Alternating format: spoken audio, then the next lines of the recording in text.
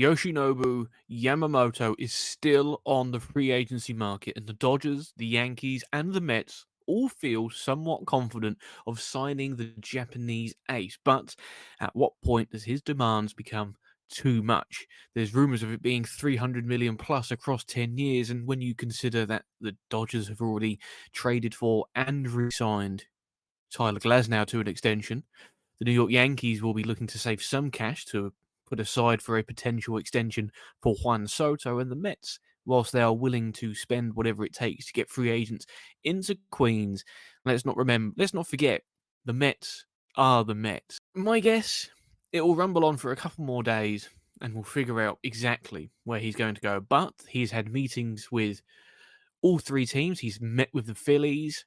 Anything can happen, and quite frankly, we are no better idea of where he's going to go than we did this time last week. Oh, and before we get stuck into it, Buster Posey ripped on San Francisco last week, and he was bang out of order. Absolutely bang out of order, and it needs to be addressed. So let's not waste any time and let's talk baseball.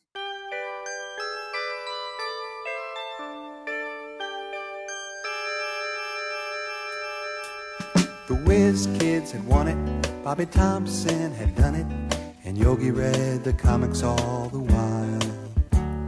Rock and roll was being born, marijuana we would scorn. So down on the corner the national pastime went on trial. We're talking baseball, Klazuski, Campanella, talking baseball. The man and Bobby Fella, the Scooter, the Barber and the Nuke. They knew them all from Boston to Dubuque, especially Willie, Mickey, and the Duke. Good morning, good afternoon, and good evening, wherever you may be listening. This is Let's Talk Baseball. I'm your host, Tom Scholes, and today we're going to be focusing on the Yamamoto saga and the ongoing battle between the baseball media and getting things accurately right, with the exception of Jeff Passan, because my goodness gracious me, I know more, or I've seen more about the Yamamoto saga, the Yamamoto deal and his whereabouts, where he's being, how long he's met with people. I've seen more about that than I have with my own colleagues at work and my own friends. It's getting a bit ridiculous now. And I'll be honest, as a fan of my team is in the Yamamoto sweepstakes. I don't know how I feel about the whole thing, right? My team are in the Yamamoto sweepstakes, and to be brutally honest, I don't really know exactly how I feel about the whole thing. Because when you're a fan of these situations and you're in this the battles for free agency and everything like that, what becomes abundantly clear is every day becomes a new story. Every day becomes a thing where Yamamoto's met with Steve Cohen. Yamamoto's met with the Steinbrenner family. He knows about Brian Cashman. He's had a meeting with the Dodgers that Freeman, Betts, and Ohtani turned up for. And you kind of think, well, who knows what's going to happen? And that's not like that doesn't want to be me kind of being as a cop out. It's a coping mechanism for if he doesn't sign for New York Yankees. I genuinely don't know at this point, and I'm getting a bit sick and tired of hearing about non-updates. It's boring. It's got to the point now where he's been reported on so much about where he could go and how much he's going to go for that I've decided I don't know, and I don't really care anymore. Obviously, I care because I want him to join my team. I don't want him to join a rival. But at the same time, the reporting of the situation, and this isn't the Yamamoto thing. I want to stress this. This isn't about him or how he's decided to deal with his own free agency. He's his own entity. He can do what he wants with it. I'm not going to rip on him for that, because that would be outrageously entitled and unfair. But when you've got people kind of posting updates of, I think it was Andy Martino said he's met with Steve Cohen at Steve Cohen's house. And then 10 minutes later, it comes out that he's met with the Yankees in an impromptu meeting, and then it happened another day, and then something else has happened. And I think it all, not to bang on about the guy, but it all comes out to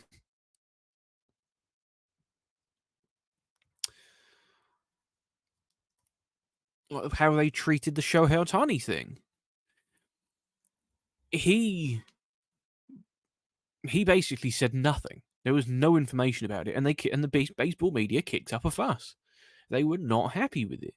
And I get it. I said it on one of these shows. I understand why people would be under. If you're a reporter and your job is to break news and find news and everything like that, and you're getting nothing in the biggest off-season transaction ever in any sport, then you're going to be frustrated. I understand that. I understand it completely. But the way they spoke about how Otani's spoiled and he's this shows his attitude. It's like, hang on a minute, you're just being shown up for not really having any information, an inside track. And then when someone did put their neck above the parapet and pretended, or I say pretended, John Morosi clearly had a source that did him over. He he put the news out about Otani going to Toronto on the flight. Everybody in the baseball world thought he was going to the Blue Jays, and then Bob Nightingale says he's not on a flight to Toronto. He's not in Toronto. He's at his home in Southern California. I understand that. But what's happened now and you can see it with the Yamamoto thing and the stark contrast between the two is the Otani one was dealt with perfectly from his side of things. No leaks, barely anything until he announced it himself. The Yamamoto deal has been reported on to death by New York journalists because that's their job, but it's done in a way that says nothing. There are updates and posts about his free agency that aren't valuable information because at the end of the day, no one knows anything. That's just how good free agency works. Like you, as a player, you keep your cards close to your chest and you tell the people that are trusted.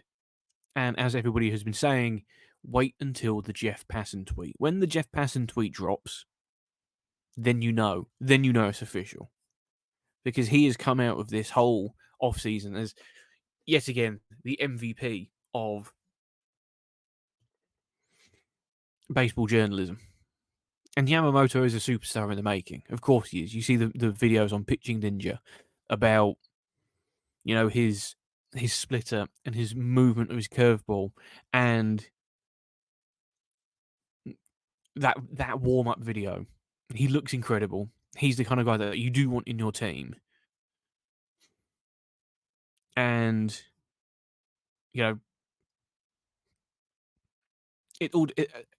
shock, breaking news, his free agency decision all comes down to what he wants. Let's not get it twisted. He's going to go where he wants to go to. Obviously. He's not going to go to your favourite team because it's your favourite team. He's not going to go to my favourite team just because it's my favourite team. He's going to go to any team because it's what he wants to do. He's realised that he's going to be incredibly rich no matter where he goes. If he's on the West Coast with the Dodgers, he's going to be incredibly rich and teaming up with superstars and a fellow Japanese superstar, which is massive. If he goes to the Mets, he's going to be ridiculously wealthy. He's going to be the superstar of a New York franchise. And that's about it for the Mets in terms of pulling power and what they have to offer. If he goes to the Yankees, he's going to be incredibly wealthy. He's going to be playing with arguably the two best hitters in the game. He's going to be playing with the American League Cy Young award winner. He's going to be a second in the rotation level ace because Garrett Cole's the ace, but Yamamoto will be the secondary ace, which isn't a bad place to be. And it's a similar thing that he'll have with the Dodgers. If he was to go there, he would be joining a team that believes that they can be World Series contenders. Whether that is put into reality or not, I don't know. But if you were to rank the three destinations for Yamamoto, it's very difficult to separate two of the three.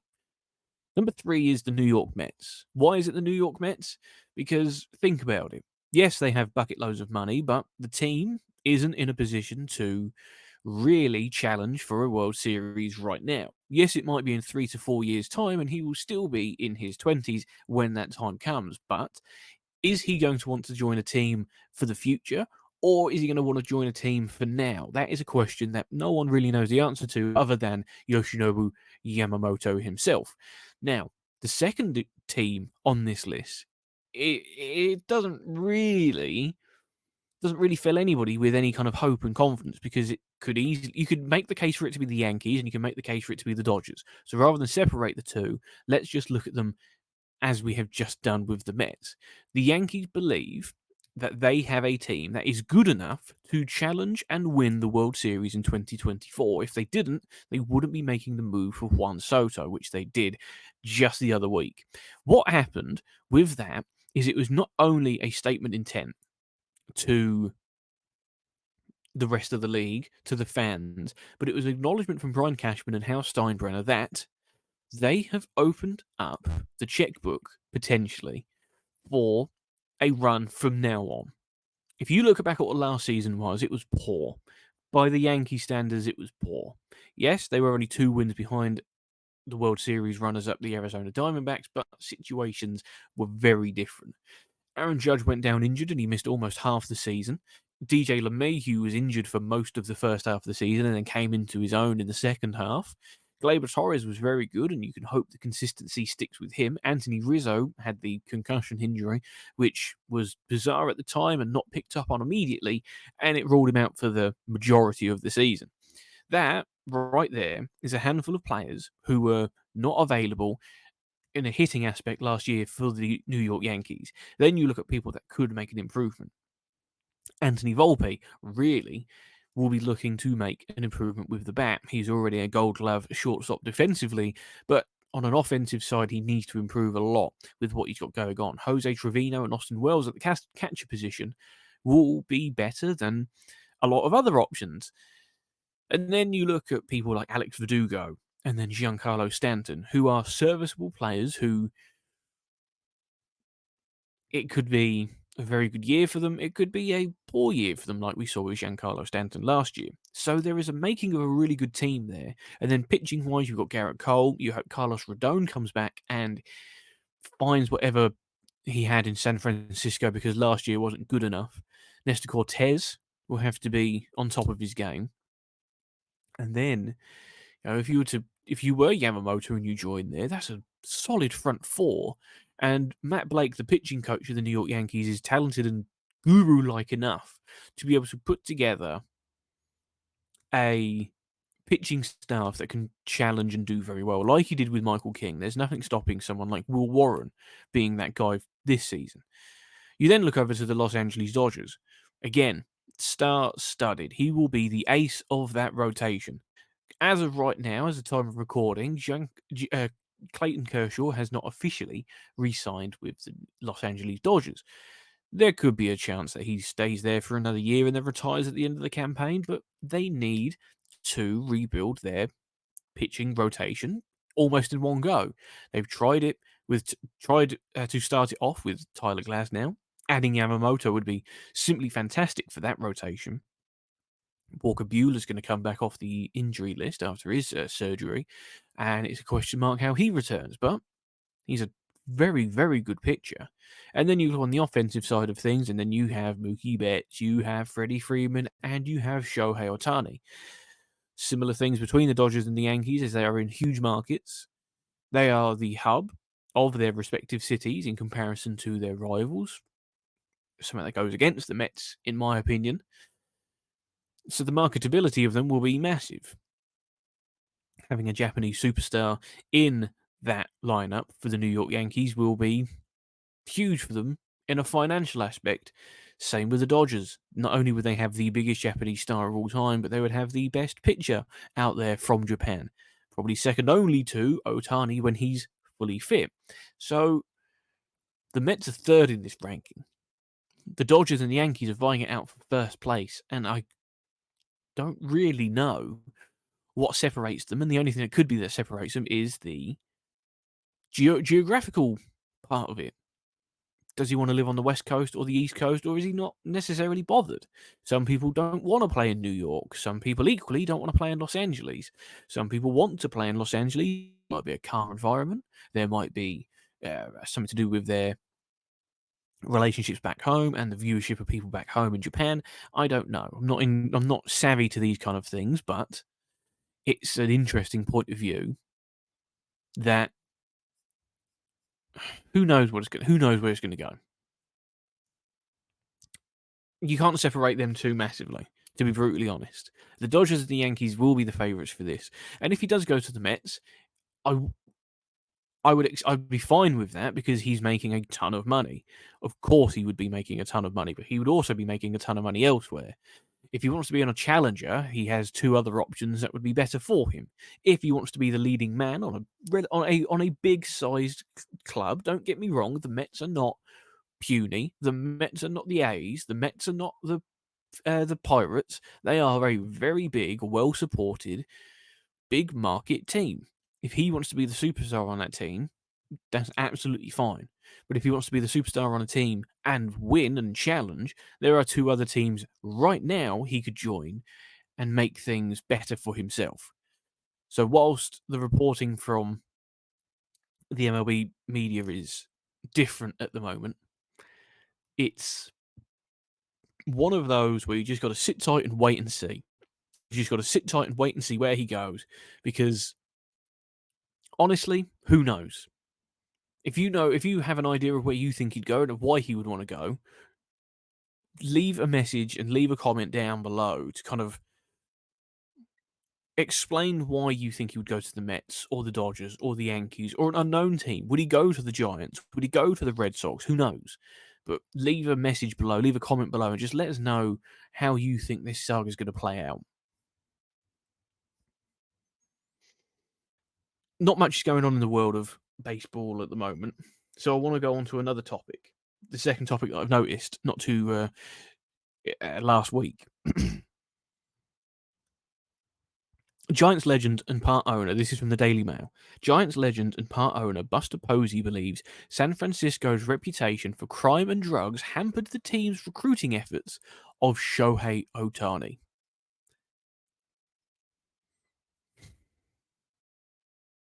I don't know how to think about that. Because if I was from San Francisco and a legend had said that about where I'm from, I'd be really annoyed by it. I'd be really annoyed by it.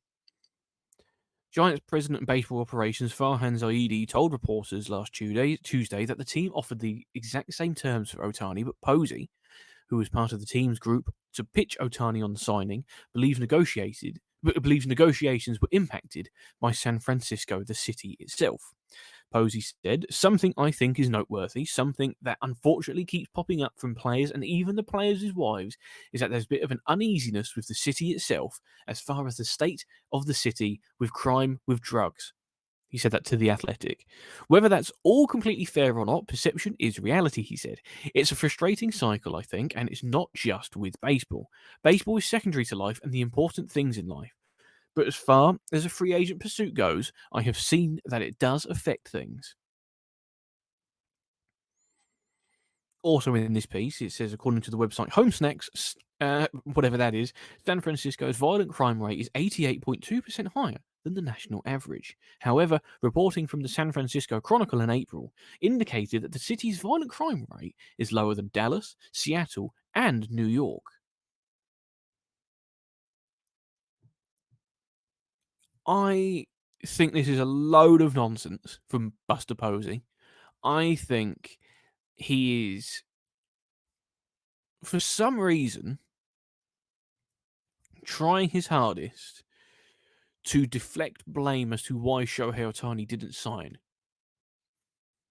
I don't understand why he's decided this is the way to do it, but hear me out. The reason Shohei Ohtani didn't sign for the San Francisco Giants has nothing to do with crime rate, has nothing to do with drugs, has nothing to do with the state of the city. It has everything to do with competing. The San Francisco Giants are not very good. The Los Angeles Dodgers are good. One team won 100 games last season, the other one didn't even make the playoffs. But it's fine, though. It's fine because that is all to do with crime and drugs in the city. I've never been to San Francisco. I'll hold my hands up and say that I am talking about a place I've never been to. I've never been to this place, and I don't know if I ever will. I hope I do because I hear a lot of things for it, a lot of good things about it.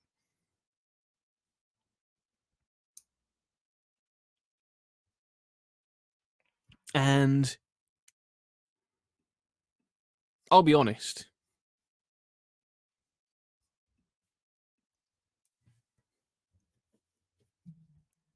it's all just a load of nonsense from him. It's all just a load of nonsense.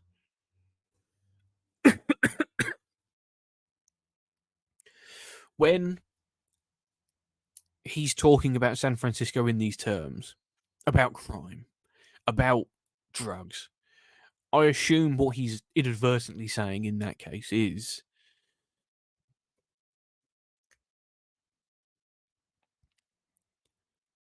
Los Angeles must be a heaven. Los Angeles must have no crime, must have no drugs, must have nothing wrong with it whatsoever. Unfortunately, that's not the case. Having been there, having been to Los Angeles, I will tell you this. It's not always the best. Not always the safest. And you know what? That's not that bad. I've walked in Los Angeles at night. It's not easy. But let's be honest. Where I was walking around in central Los Angeles, downtown Los Angeles rather, is not where Shohei Ohtani and his family are going to live. They're not going to be spending their time in downtown Los Angeles. They're not going to be walking under bridges. They'll be spending a lot of time in a different place that is a lot safer, is a lot cleaner, and is probably not riddled with all the issues that other places would have. And the same thing would go for San Francisco. San Francisco, I'm sure, has a lot of crime, has a lot of drug problems, has a lot of homeless problems, but at the end of the day, Shohei Ohtani would be living in a different part of the city. He wouldn't be living in that the areas that are perceived to be the most deprived. Because if San Francisco is that bad, why was Carlos Correa willing to go there before a medical ruined his chances? Why has Lee flown over from Korea and signed with the Giants? Aaron Judge considered it. If he's good enough for Judge, he's probably good enough for Ohtani. And if you look at other sports, the San Francisco 49ers are having a great old time of it. They're doing really well. They've got loads of superstars. But does that have anything to do with the state of the city? I don't. Apparently, according to Buster Posey, it is. Oh, what about the Golden State Warriors? Oh yeah, when they signed Kevin Durant, that must have been about something. Why did he want to join there? Oh, I don't know. Clay and Steph don't mind it. So who knows? Who knows why? But Buster Posey, you're an idiot for saying them things about a city that loves you and a team that gave you a great period of love.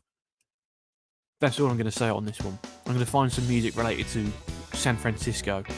Something San Francisco related to players out. Thank you for listening to the show.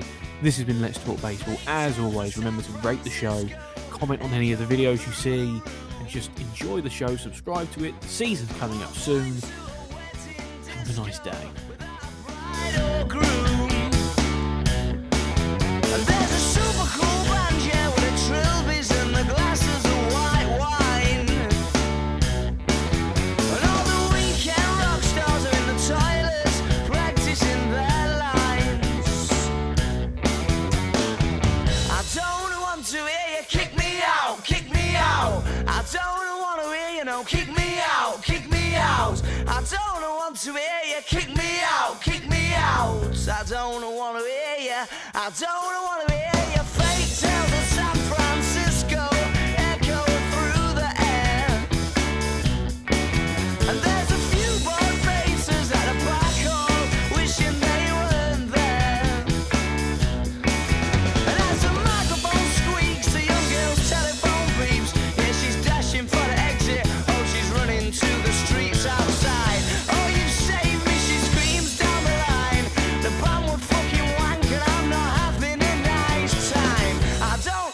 to hear you. Kick me out, kick me out. I don't wanna hear you, no. Kick me out, kick me Yeah, out. but his bird said it's amazing though, so all that's left is the proof that love's not only blind but deaf.